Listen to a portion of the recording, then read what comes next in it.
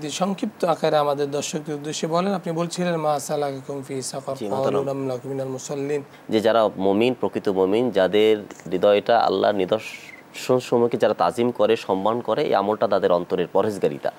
তো এটা বলছে যারা আল্লাহর নিদর্শন সমূহকে তাজিম করে। আল্লাহর অনেক নিদর্শন আছে, যেমন আল্লাহ তাআলা অন্য আয়াতে বলেছেন যে ইন্নাস সাফা ওয়াল মারওয়াতা মিন শাআইরিল্লাহ, নিশ্চয়ই সাফা এবং মারওয়া আল্লাহর নিদর্শন সমূহের অন্তর্ভুক্ত।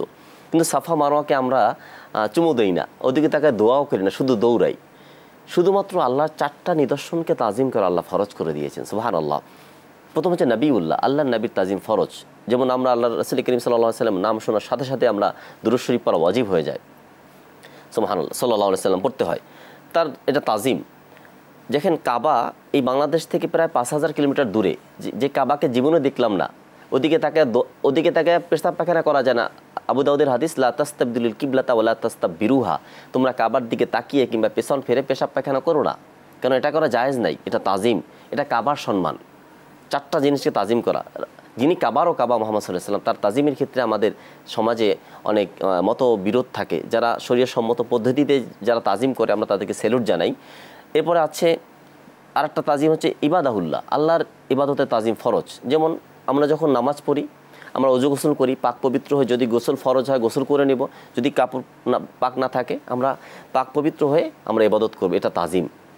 কিতাবুল্লাহ, আল্লাহর কোরআনে কারীম স্পর্শ করার আগে ওযু করতে হবে।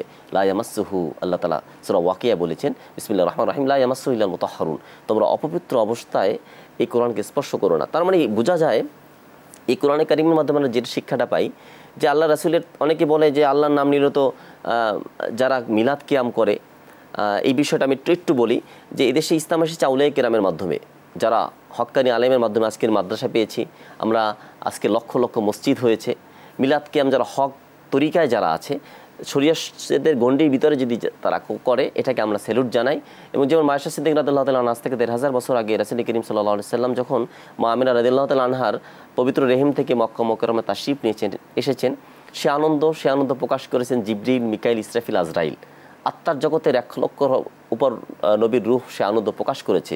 1500 বছর আগে আল্লাহ সৃষ্টি জগৎ সে আনন্দ উপভোগ করেছে।